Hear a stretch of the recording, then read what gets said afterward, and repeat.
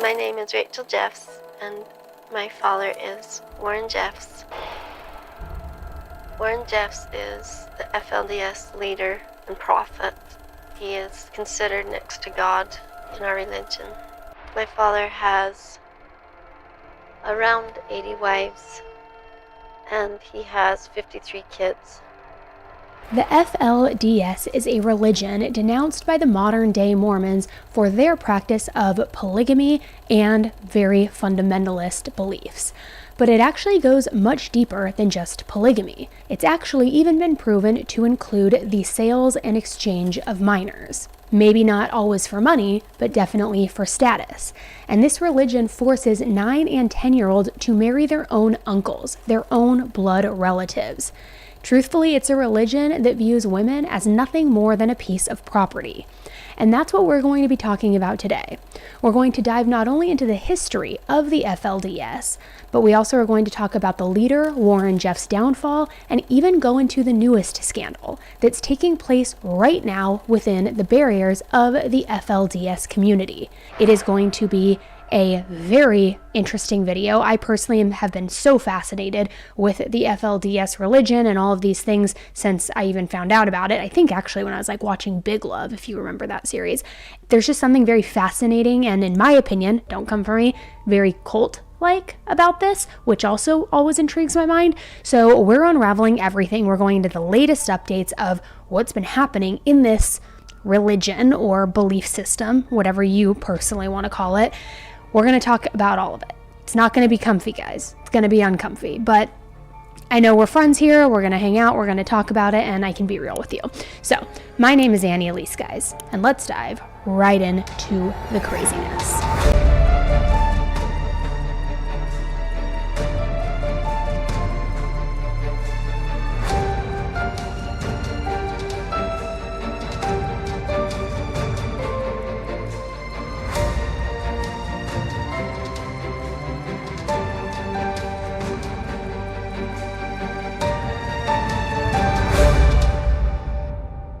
First, let's talk about what the FLDS is, because it can be pretty confusing.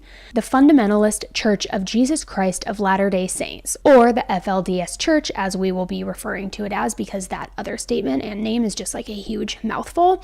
It's basically a religious sect of the fundamentalist Mormon denominations whose members practice polygamy. And just in case you aren't familiar with polygamy, polygamy is the practice of marrying multiple spouses.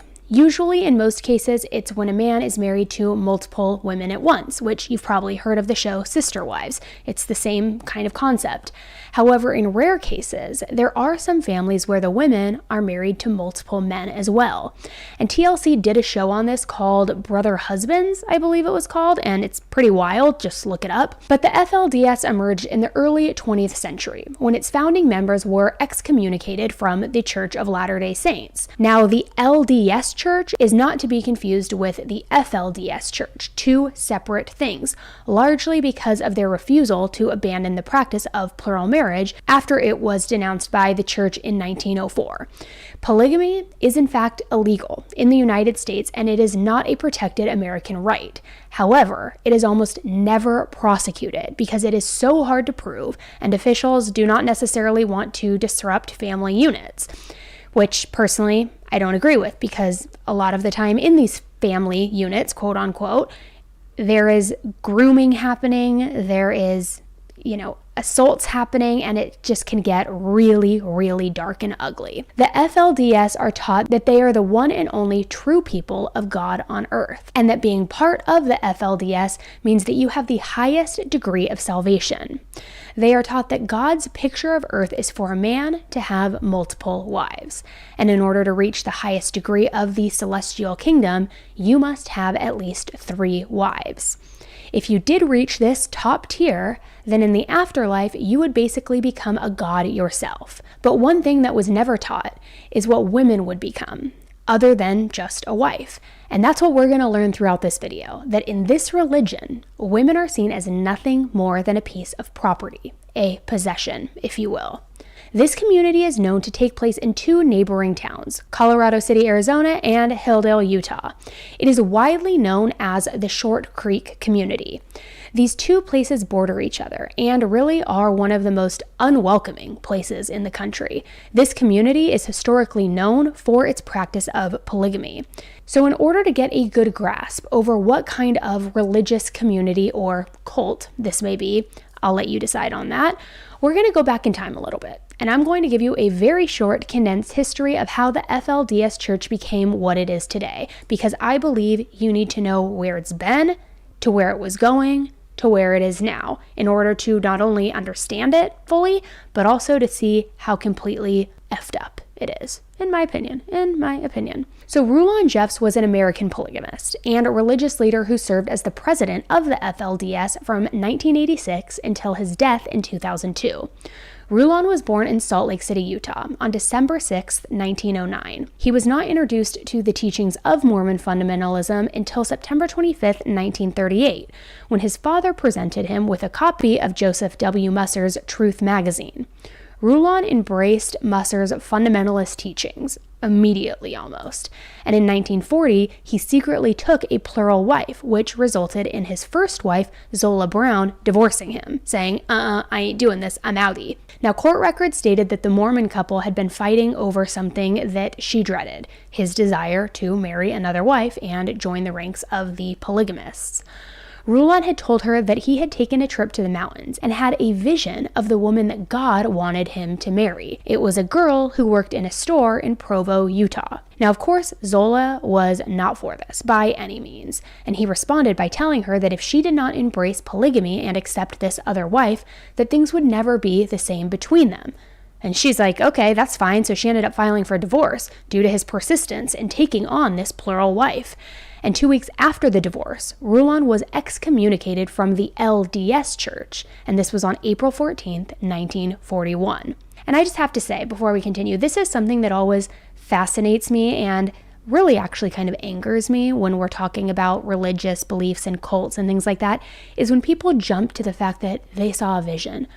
No, I was on top of a mountain and I saw a vision from God of this person that he wants me to marry, who coincidentally usually happens to be some like beautiful, young, bombshell, sometimes underage, beautiful girl. And it's like, oh, that's who God just picked for you to marry, even though you're already married? Give me a break. It's not a vision, bro. It is your thinking and running your brain. But let's just call it what it is. That's my opinion.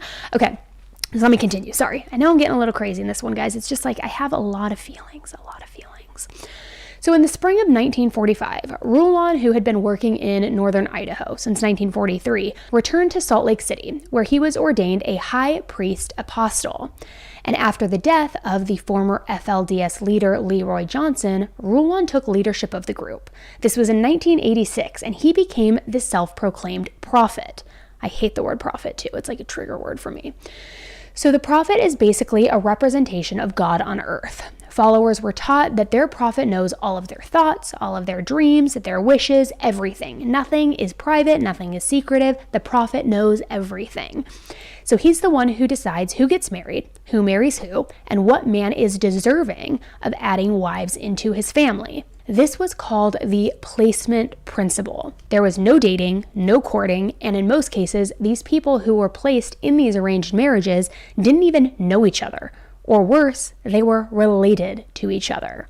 When a father of a young girl felt as if their daughter was old enough to marry, or be married off, I should say, the father would present them to the prophet in hopes that they would be married. Now, one of these girls was Rebecca Musser, who is pretty much a voice for those who have escaped the grasps of the FLDS Church. Rebecca was married off to Rulon when she was 19 years old, and he was 85 years old. Ugh, gross.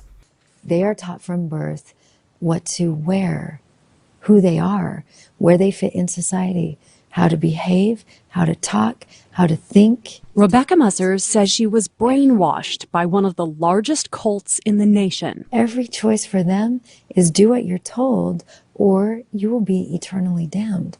She grew up as a member of the Fundamentalist Church of Jesus Christ of Latter-day Saints, a group that splintered from the Mormon Church over polygamy nearly 100 years ago. I remember being told that this group, this very small group of people, were the only righteous ones, and God would destroy the entire rest of the world.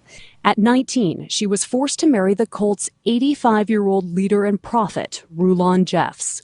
For the next 7 years, she endured abuse from him and even some of her 65 sister wives. When was your breaking point? When Rulon Jeffs died and Warren, his son, was forcing his father's young wives to be remarried, that was it. I figured if that was heaven, I would take hell. I could not bring myself to go into another situation where I was being forced into sexual violation in the name of God. The followers of the FLDS under Rulon were told that he would never die and that he would one day be made young again. So when Rulon's health began to seriously decline, you could imagine what kind of confusion this brought to his followers, his believers, his faithful servants, if you will. Rulon Jeffs led this organization until his death in 2002. He died at the age of 92, and according to documents, it's believed that he had approximately 65 wives and 62 children. I mean, guys, talk about overkill. One of those 62 children was a son named Warren Jeffs, who was born nearly 2 months prematurely in 1955. Now, I'm sure even if you don't know all of the inner workings of the FLDS, you probably are familiar with the name Warren Jeffs. And every time I hear his voice, it sends a shiver down my spine or up my spine. I don't know what the correct phrase is for that. But like the creepiest voice, you'll hear a little bit of it later, but like, I can't. Okay. So anyways, now his mother, Marilyn, always pushed Warren to be close with his father, Rulon. She thought that he was so special because of his circumstances of surviving being premature. She stated that previous prophets had visited her in a dream and told her that Warren was going to be a very special person. So this made Warren grow up to have this holier-than-thou type complex and personality. And he wasn't liked by many people growing up. He was awkward, weird, and kind of nerdy, if I'm being honest. But he had this proud way of being able to read people, to pick up on what was important to them, and to use that to manipulate and control them.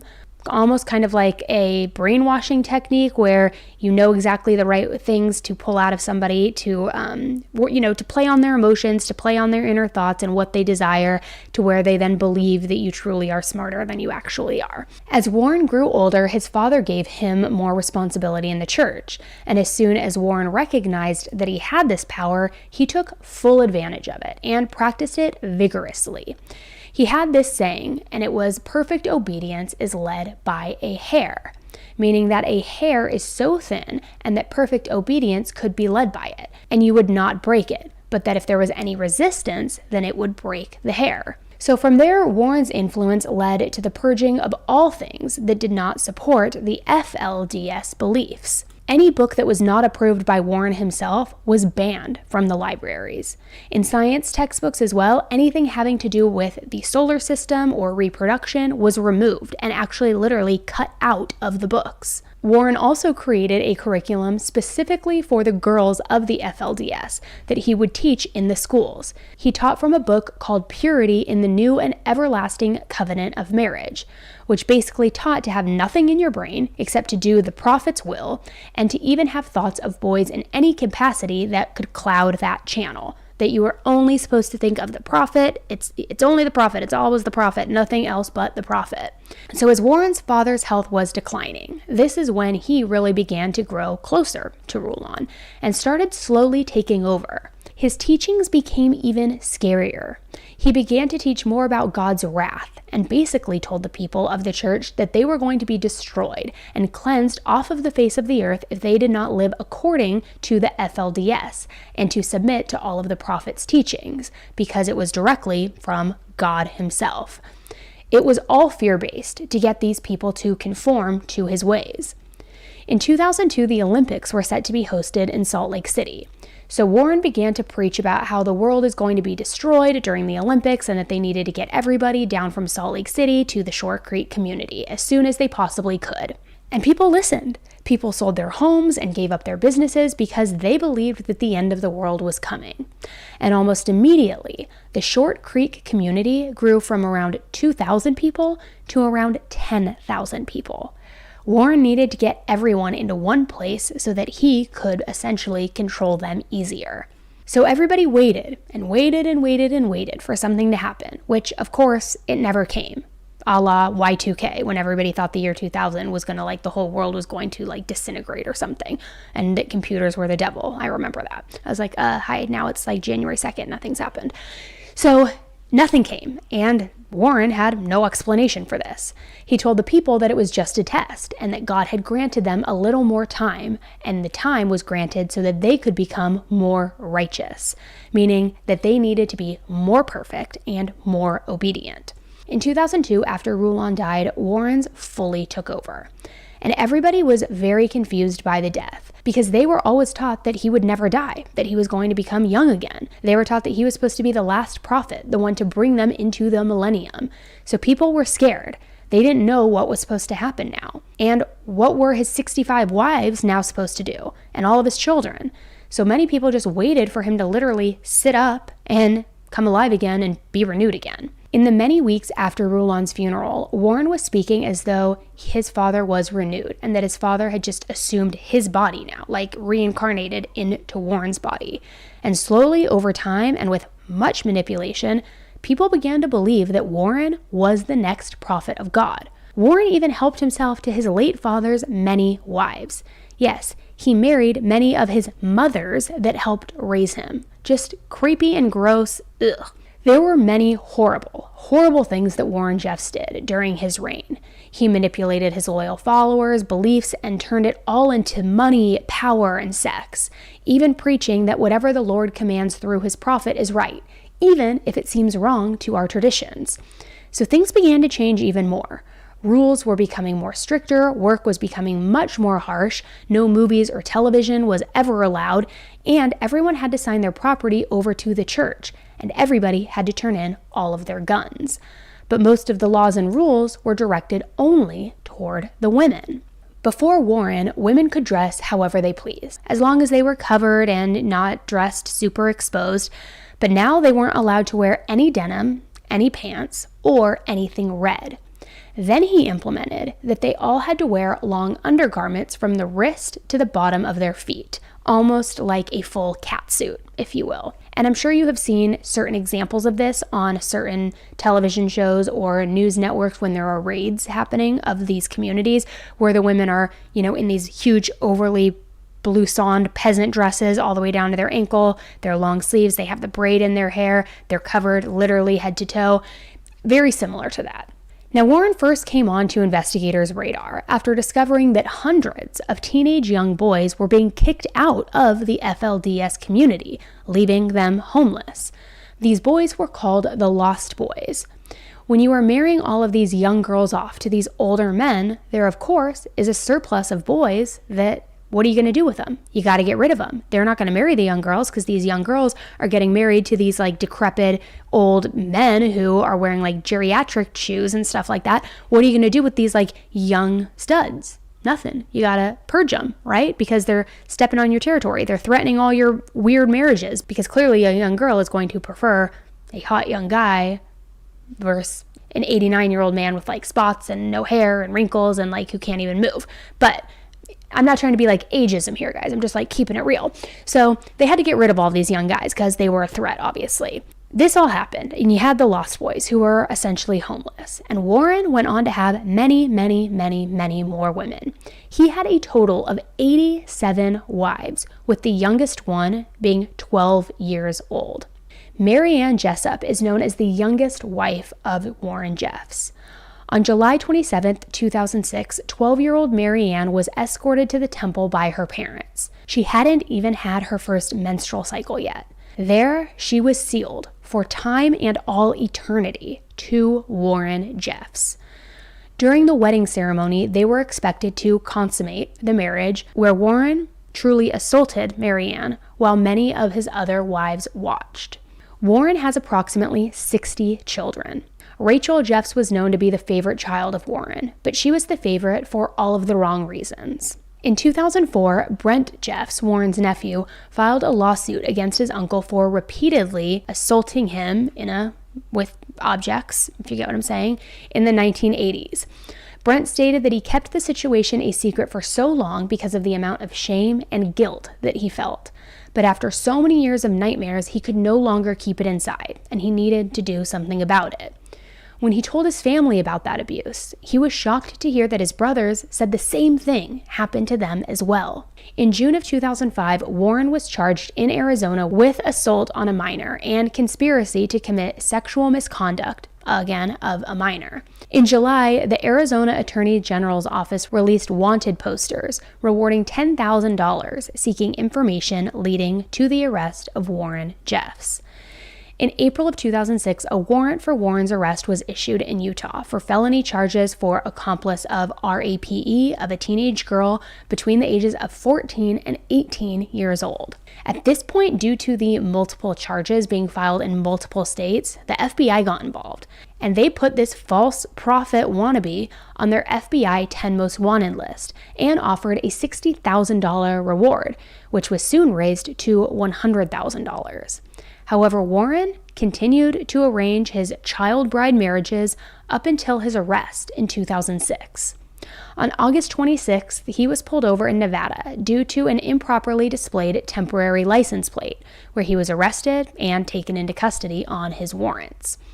Warren was extradited back to Utah, and in January of 2007, he tried to take his own life through hanging, but was found in time and survived. His trial lasted 2 weeks and included testimony from many of his victims and former FLDS members. The defense, of course, argued that this was a case of religious persecution and claimed that Warren was being judged for his belief and practice of polygamy, which, yeah, dude, that's exactly what you're being judged for, because polygamy is illegal and you're marrying children and you're sexual with these children and attacking and assaulting these children. Like, I can't with the religious card always being played to try to get the sympathy or the defense. I hate it. So Warren Jeffs was, of course, found guilty, no surprise, and in September of 2007, he was sentenced to 10 years to life in prison. Warren was also scheduled to be tried in Arizona.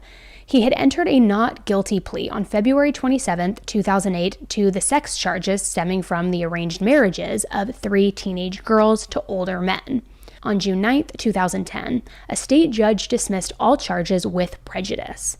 The Arizona victims no longer wanted to testify, and Warren had already spent almost 2 years in jail awaiting trial, more time than he would have received had he been convicted. So combined with the pending charges against Warren in Texas, they concluded that it would be impractical and unnecessary to try him in Arizona. But as all of this was happening, the FLDS community hadn't shut down, not by a stretch.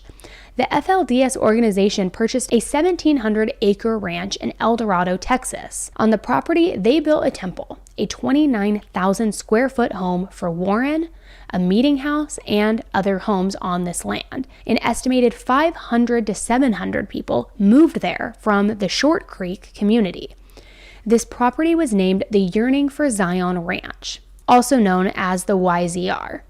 In March of 2008, a domestic hotline received a call from a female at the YZR who claimed that she was 16 years old and was the victim of sexual and physical assault. The call turned out to be fraudulent, but it triggered a heavy response from law enforcement involving assault weapons, helicopters, and armored vehicles.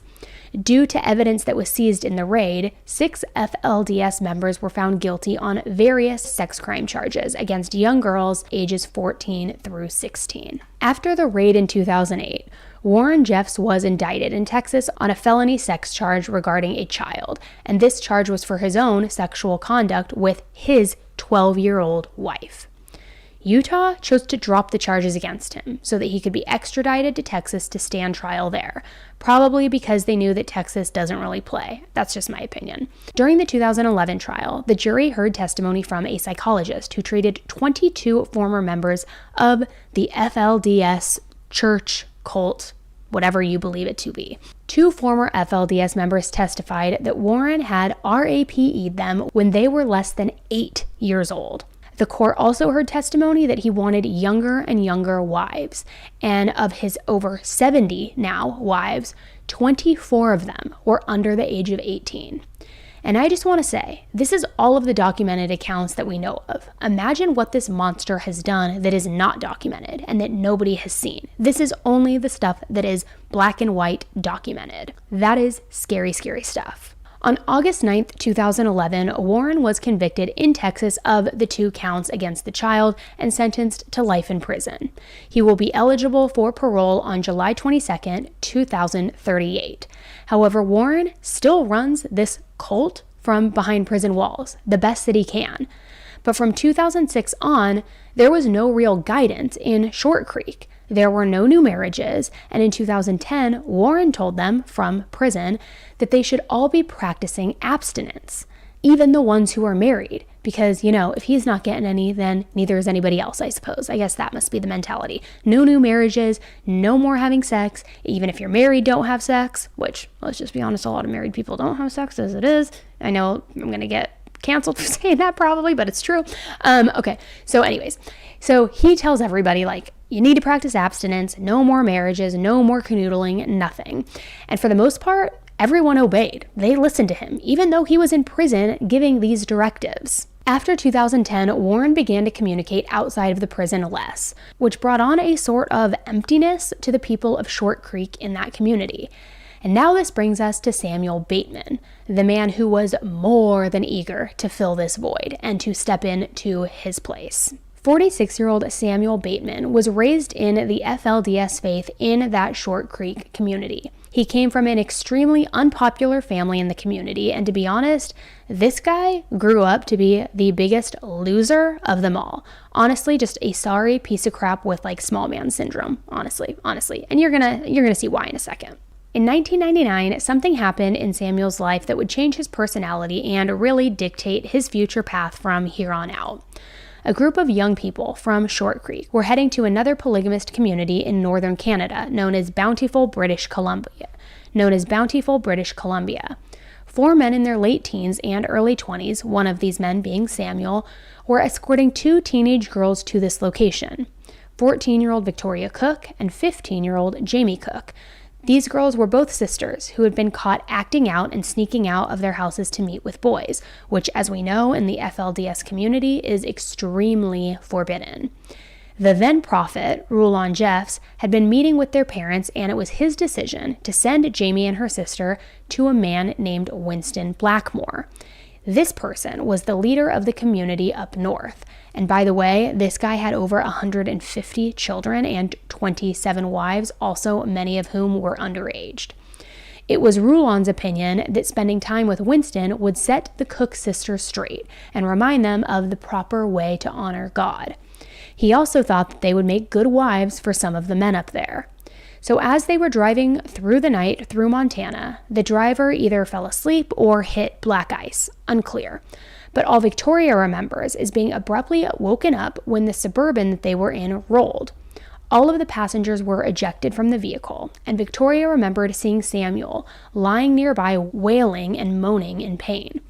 Everyone was airlifted to a nearby hospital, and out of all of the passengers, Samuel and Victoria were the most injured. Samuel reportedly suffered from a brain injury, and those that knew him reported that this is when a flip just kind of switched in him.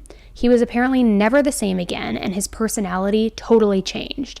He became even more strict and devout in his religious beliefs. Samuel struggled throughout his life. He made excuses for himself constantly. He never really valued up to anything at all. He was honestly just kind of like a total loser.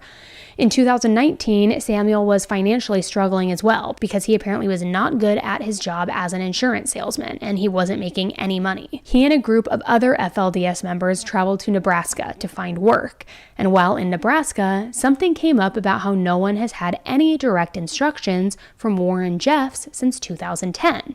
It's been 9 years now. So they started questioning things and theorizing off of each other. So they all decided to pray directly to the Heavenly Father, hoping for some answers as to what was to come next and what to do next. Samuel came back and he informed the others that he had received a vision, another vision on a mountaintop. And this vision that he says he had was that Warren Jeffs had not been in touch with them because he had died while he was in prison.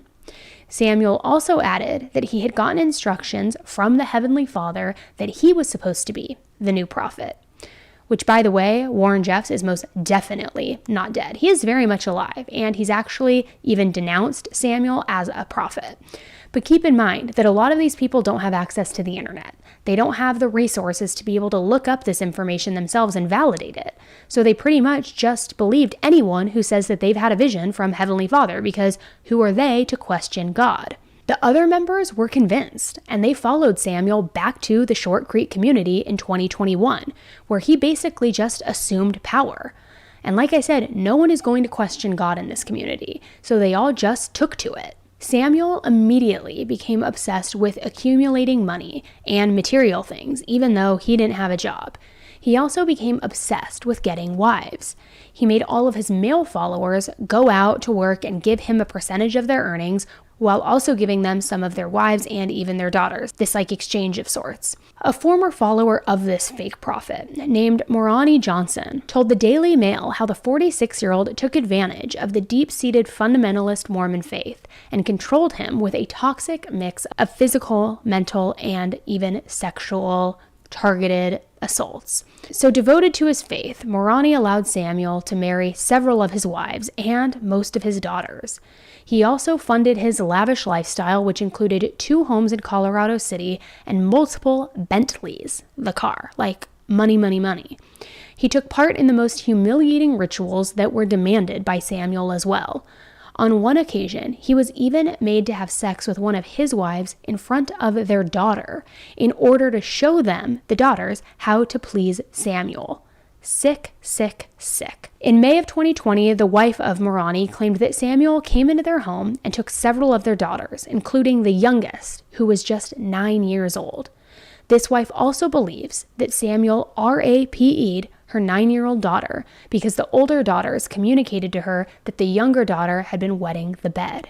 They also stated that by her wetting the bed, it disgusted and enraged Samuel, especially when the urine would get on him while they were sleeping, which, why are you sleeping in the same bed as a 9-year-old? You creep, creep, creep.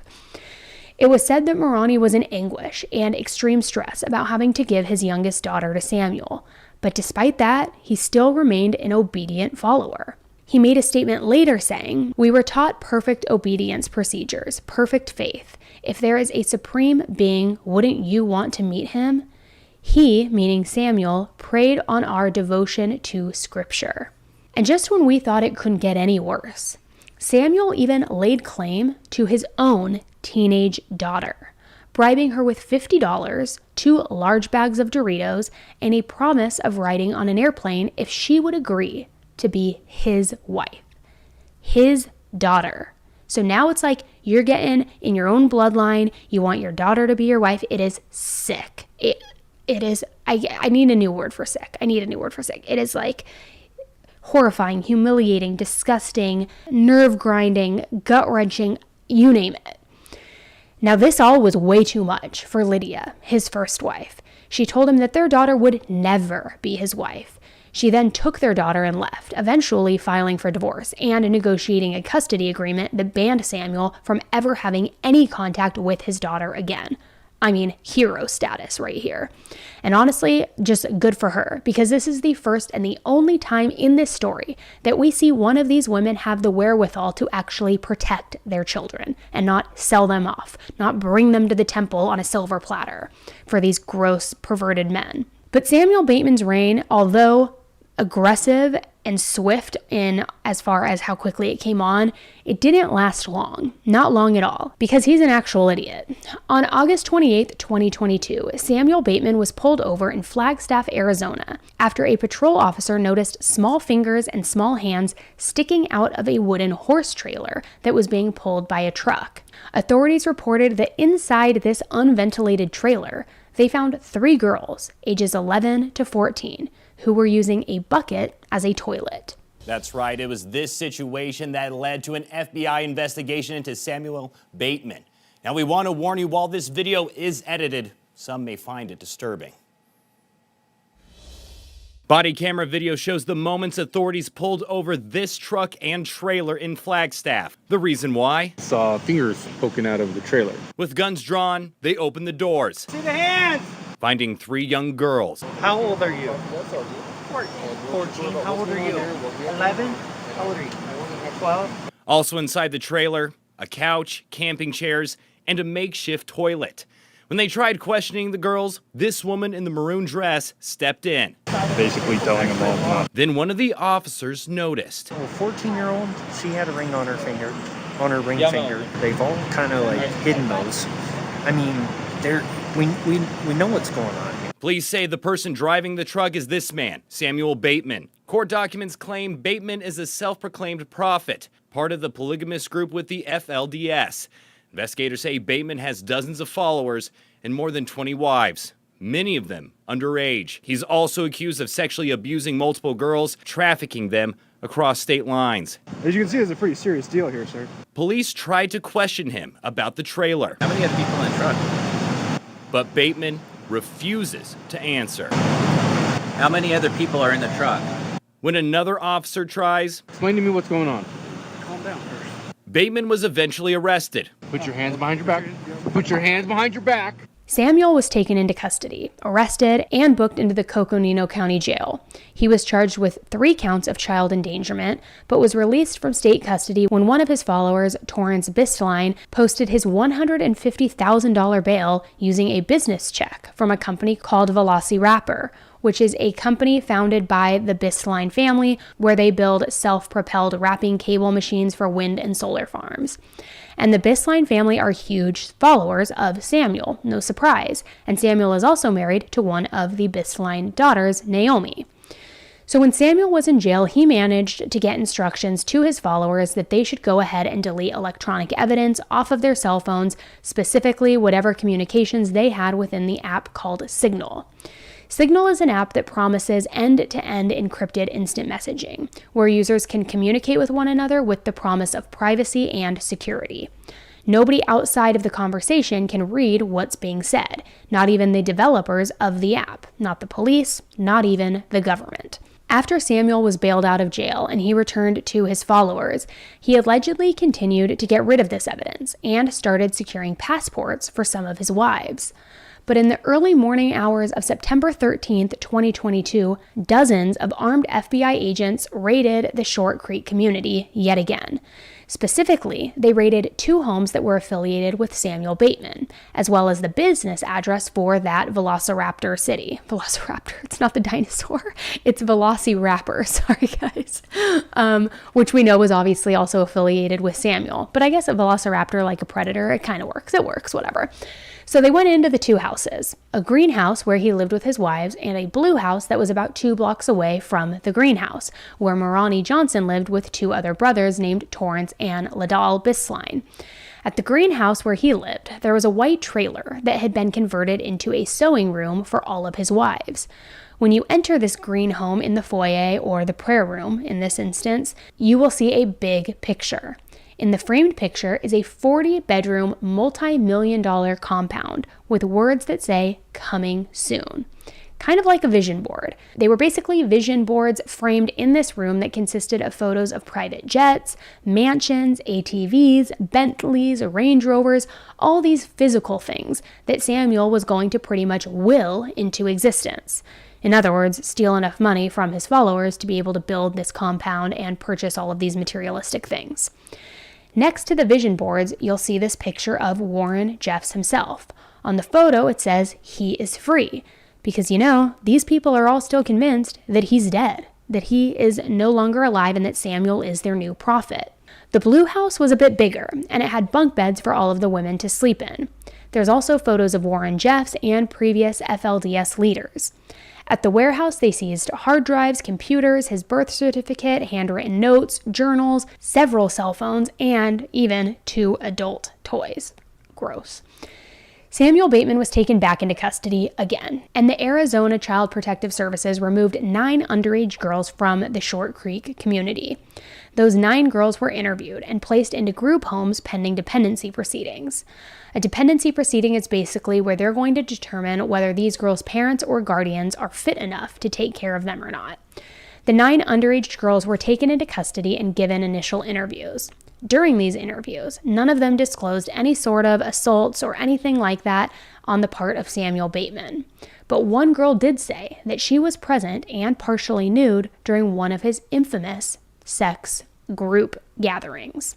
The word starts with an O. I don't know if I can say it on YouTube, so I'm not going to say it, but you know where I'm going, like a group sex activity.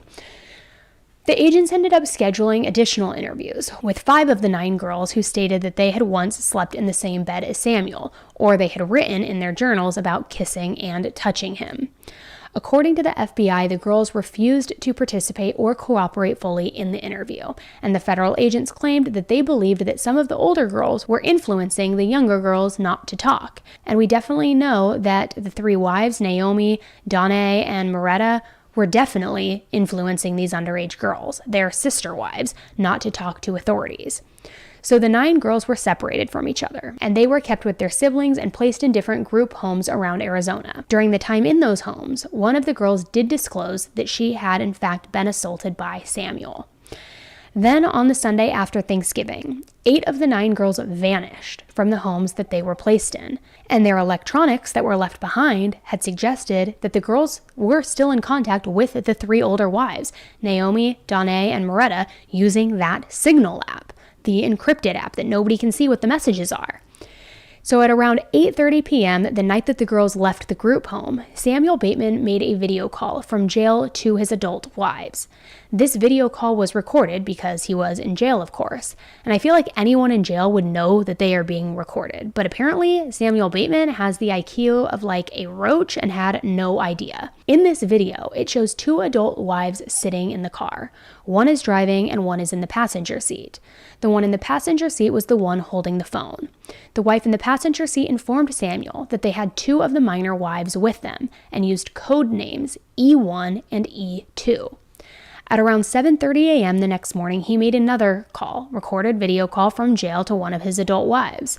In this video, it looked like they were in a hotel room of some sort, and Samuel asked why W2, which is another code name for the girl who decided not to run away from DCFS custody, he asked why she was not with them. Now, court records show that the girl referred to as W2 was between the ages of 11 and 12 years old, and Samuel Bateman took her in as a new wife in May of 2020, which made her around 9 or 10 years old when she was forced to marry Samuel, who was in his 40s.